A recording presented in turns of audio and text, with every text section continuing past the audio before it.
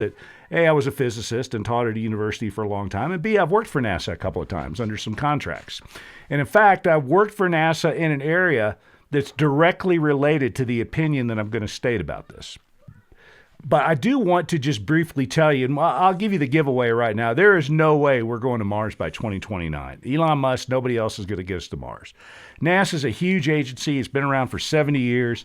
It's got an annual budget of approximately $25 billion, and it moves with glacial speed. And Elon Musk can't do it by himself. Now, as for my opinion of Elon Musk, I've told you before I'm agnostic about Elon Musk. I think he's a brilliant businessman. And I think he's a rash entrepreneur. There are a lot of things to really like about Elon Musk. Tesla's a pretty good company.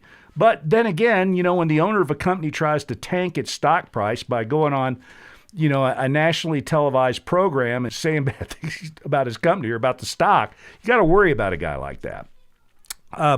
Politically, this Doge thing, I think there's a lot of hysteria from both sides of the Doge argument. Am I for eliminating big parts of the government? Yes, I think our government has grown in a manner that was never envisioned by the people that wrote our Constitution. And the last century, there's been this explosive growth in our government, and a lot of it appears to me to be not strongly rooted in our Constitution. It seems like things that people did.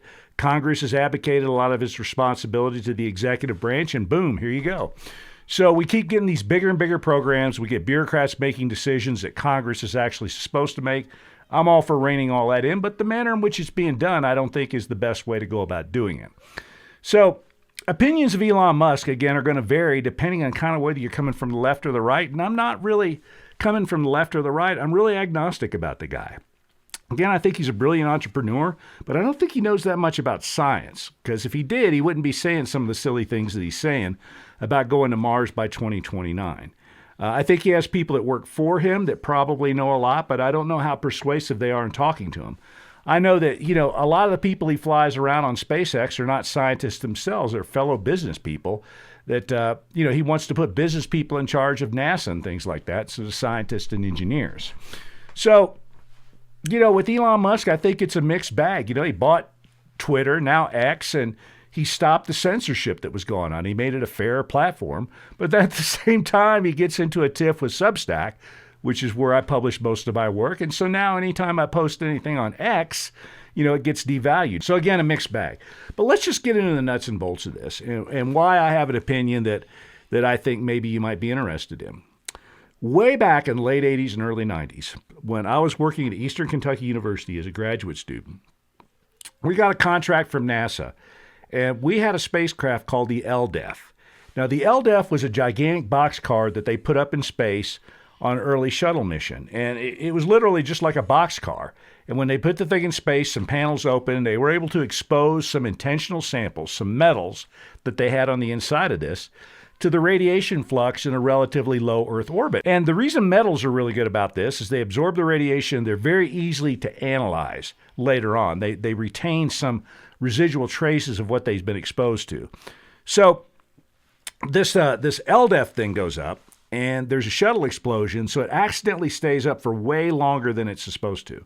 So by the time they finally got the LDEF back down on a much, much later shuttle, the thing had been up for a long time. So not only were the intentional samples of some interest to scientists who were studying radiation exposure in space, but the entire spacecraft was of interest now because the whole thing was made out of metal and it had all been activated.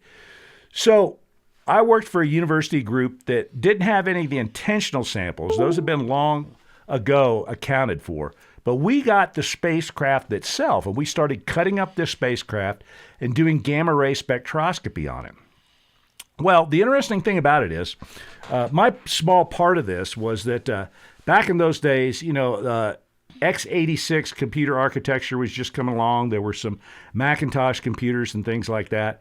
But there really weren't any really sophisticated gamma ray counting programs like there are now. These days, you got a computer and it's all plug and play, right? The stuff that plugs into it all works and it's easy peasy lemon squeezy.